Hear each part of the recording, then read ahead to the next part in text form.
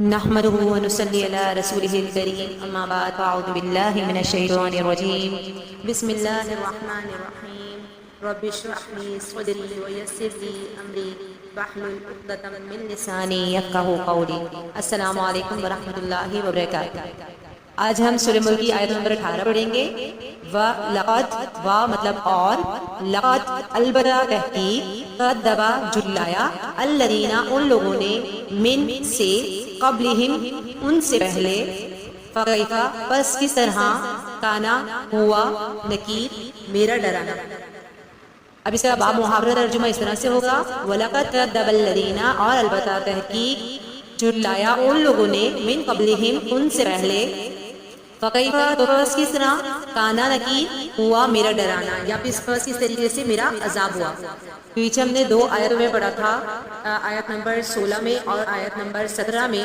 کہ ایک دم سے اللہ تبارک و تعالیٰ نے اس طرح توجہ دلائی کہ تم اپنے اعمال کو دیکھو اور اللہ تبارک و تعالیٰ کی جو نعمتیں اللہ تعالیٰ نے دی ہیں آسمان اور زمین میں، اور جتنی بھی نعمتیں آسمان اور زمین کے درمیان ہیں وہ سب تم اویل کر رہے ہو، اور اس کے باوجود تم اللہ کا شکر ادا نہیں کرتے۔ کیا تمہیں ڈر نہیں لگتا یا تم تقوی اختیار نہیں کرتے اللہ تبارک و تعالیٰ کا، کہ جو آسمان ہے وہاں سے کسی قسم کا کوئی عذاب نازل ہو جائے، یا کوئی کسی قسم کا کوئی ٹکڑا تمہارے پر گر جائے، یا پھر تمہاری زمین کے نیچے سے یعنی کہ زمین سے کسی قسم کا کوئی عذاب تمہیں پہنچ جائے جس کے اوپر تم چلتے پھرتے ہو۔ کیونکہ اللہ تبارک و تعالیٰ کی جتنی بڑی بڑی نشانیاں ہیں اس میں تو کائنات میں بہت بڑی نشانی ہے جو کہ بہت سی بلین ملین اور ٹریلین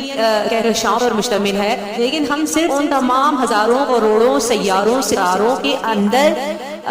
رہتے ہوئے ایک چھوٹے سے پلانٹ کے بارے میں جو کہ ہماری ارتھ ہے، جو ہمارا پلانٹ ارتھ ہے، ہم اس کے بارے میں بات کی جا رہی ہے کہ یہ زمین جس پر تم چلتے پھرتے ہو، اس زمین سے کوئی عذاب تمہیں مل جائے۔ اگر ہم اس زمین کی حیثیت دیکھیں پوری کائنات کے حساب سے،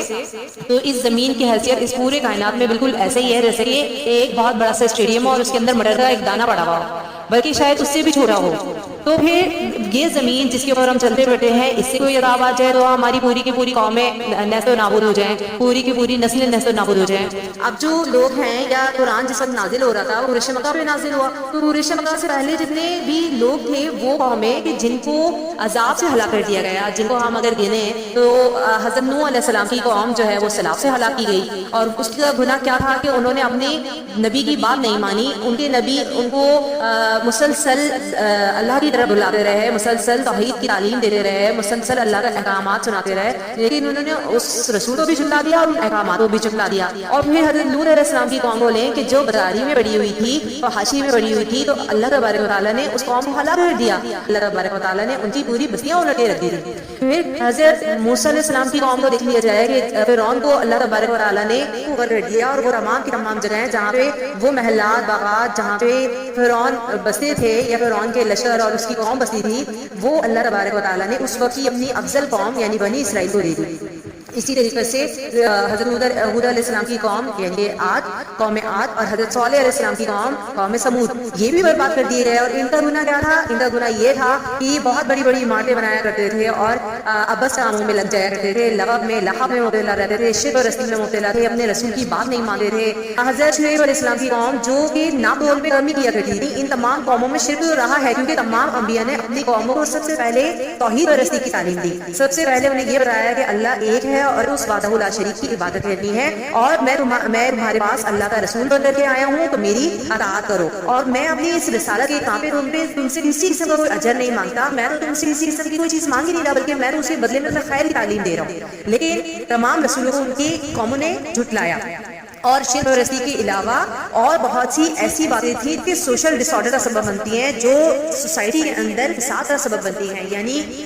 ناپ تول میں کمی کرنا ہے، یا بہت بڑی بڑی خوبصورت عمارتیں بنانا ہے، غریبوں کا خیال نہیں رکھنا ہے، یا اپنی دولت کو اسراف میں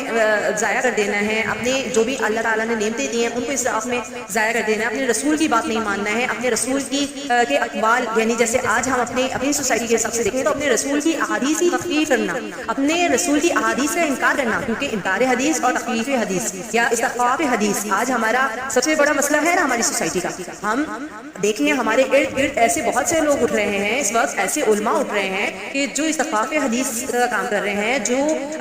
حدیث کی جو ویلیو ہے وہ اس کو اس طریقے سے نہیں مان رہے جیسے کہ نبی کریم صلی اللہ علیہ وسلم کی بات کو ماننے کا حق ہے. کیونکہ اللہ تبارک و تعالیٰ خود قرآن پاک میں فرماتے ہیں کہ نبی نے جب بھی اپنی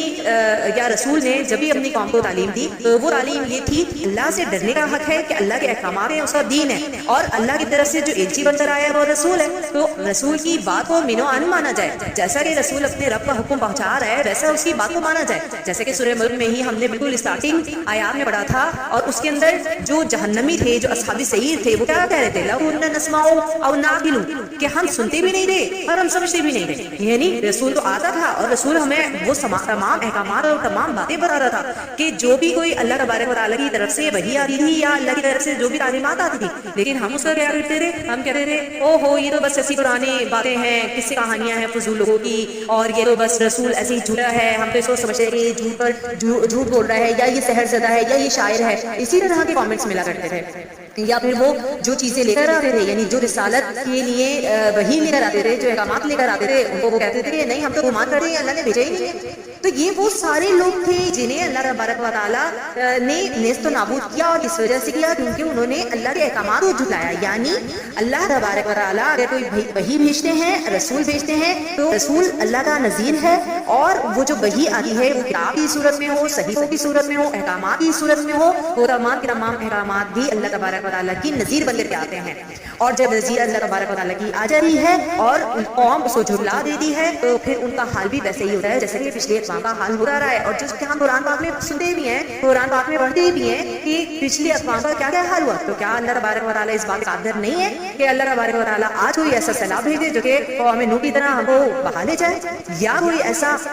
زمین کے نیچے سے ایسا عذاب بھیج دے کہ جو لوط علیہ السلام کی قوم کی طرح پوری کی پوری بسیں الٹا کر کے پھینک دے اور پھر اس کا نام و نشان بھی باقی نہ رہ جائے. تو اللہ تبارک و تعالیٰ ہمیں ڈرا رہے ہیں، اس بات سے ڈرا رہے ہیں کہ کیا تمہیں اس بات پہ ایک وہ کمفرٹ روم اندر فیل کرتے ہو، یا بے خوف اپنے آپ کو فیل کرتے ہو، بڑا امن میں اپنے آپ کو فیل کرتے ہو، کیا ہم یہ سب کچھ نہیں کر سکتے؟ تو اللہ تبارک و تعالیٰ قرآن پاک میں یہ بھی فرماتے ہیں کہ اللہ تبارک و تعالیٰ عزیز ہے اور رحیم ہے. یہ اللہ کا بہت بڑا کرم ہے کہ اللہ تبارک و تعالیٰ نے نبی کریم صلی اللہ علیہ وسلم کی قوم کو اور ہم تمام کو جو کہ نبی کریم صلی اللہ علیہ وسلم کی امت میں ہیں، ان کو اللہ تعالیٰ نے کسی عذاب سے، کسی ایسے بڑے عذاب سے جو کہ جس طریقے سے پچھلی قوموں کو تباہ کیا اس طریقے سے ہم پر کوئی عذاب نہیں آیا، اور اس طریقے سے ہم پر کوئی عذاب اللہ تعالیٰ نے کیوں نہیں بھیجا؟ کیونکہ اللہ تعالیٰ فرماتے ہیں آگے کہ اللہ تعالیٰ رحیم ہے، تو اس نے رحم کیا ہے، اور رحم کی صورت میں کیا ہے؟ مہلت دے رہا ہے، چھوٹ دے رہا ہے، تاکہ ہم تمام پلٹ آئیں اللہ کی طرف، ہم اللہ تبارک و تعالیٰ کی تعلیمات پر عمل کرنا شروع کر دیں. کیونکہ اللہ تبارک و تعالیٰ کو سب ناپسند ہے یہ چیز کہ کسی قوم کی قول اور اس کے فعل میں تضاد ہے، اور قول اور فعل میں تضاد منافق کا ہوتا ہے. لیکن بہرحال اگر ہم اپنے معاشرے کی بات کریں تو آج ہمارا معاشرہ ہم دیکھ لیں کہ نفاق بھی موجود ہے، فحاشی بھی موجود ہے، مال میں کمی اور ناقول میں کمی بھی موجود ہے، شرک اور رسی بھی آج ویسی ہی چل رہی ہے. ابھی دیکھ لیں کہ نئے نئے نبوت کے دعوے لے کر لوگ اٹھ رہے ہیں، یعنی کہ فتنہ تو مسلسل موجود ہے، فتنہ کہیں نہیں گیا. تو پھر اللہ تبارک و تعالیٰ آگے فرماتے ہیں فَكَيْفَ كَانَ نَكِيرِ، یعنی پچھلی قوموں کو ذرا حال دیکھو کہ ان کا حال کیا ہوا، کس طرح اللہ تبارک و تعالیٰ نے ان کو تباہ کر دیا، کس طریقے سے اللہ تبارک و تعالیٰ کا وہ ڈرانا ہوا، وہ عذاب ہوا، جیسے کہ انہوں نے وہ عذاب سہا کیونکہ انہوں نے جھٹلا دیا. تو آپ رسول کی بات کو جھٹلا دے رہے ہیں، اسی بات کو ڈی ویلیو کر دیتے ہیں، اللہ کا تقوی اختیار نہیں کرتے، اللہ کے احکامات کو نہیں مانتے، قرآن کو نہیں تھامتے. کیونکہ نبی کریم صلی اللہ علیہ وسلم آخر میں اپنی امت کے لیے کلیم کریں گے نا کہ میری امت نے قرآن کو اپنے پیچھے ڈال دیا تھا، چھوڑ دیا تھا، معذورہ کر دیا تھا. تو اس کا مطلب کیا ہوا؟ اس کا مطلب یہ ہوا کہ ہم ان تمام کلیم سے اس طریقے سے نکل سکتے ہیں کہ ہم اللہ کے احکامات کو تھام لیں، تعلیمات کو تھام لیں، اور ہم ان میں شامل نہ ہوں کہ جو کہتے رہے کہ ہم نے نہ تو ہم نے سنا اور نہ ہم نے سمجھا. اللہ تبارک و تعالیٰ سے دعا ہے کہ اللہ تبارک و تعالیٰ ہمارے گناہوں کو معاف کر دے، ہماری خطاؤں سے درگزر فرمائے، اور ہمارے اعمال کی اصلاح فرمائے، اور دنیا اور آخرت کے کسی بھی فتنے سے اور حیات اور ممات کے ہر قسم کے فتنے سے ہمیں محفوظ فرمائے، ہر قسم کے عذاب سے ہمیں محفوظ فرمائے. اور اللہ تبارک و تعالیٰ آخرت میں ہمیں ان لوگوں میں شامل فرمائے جو نبی کریم صلی اللہ علیہ وسلم کے ہاتھ سے حوض کوثر کا پانی پئیں گے انشاءاللہ. آمین ثم آمین. سبحانک اللہم و بحمدک، نشہد ان لا الہ الا انت، نستغفرک و نتوب الیک. السلام علیکم ورحمۃ اللہ وبرکاتہ.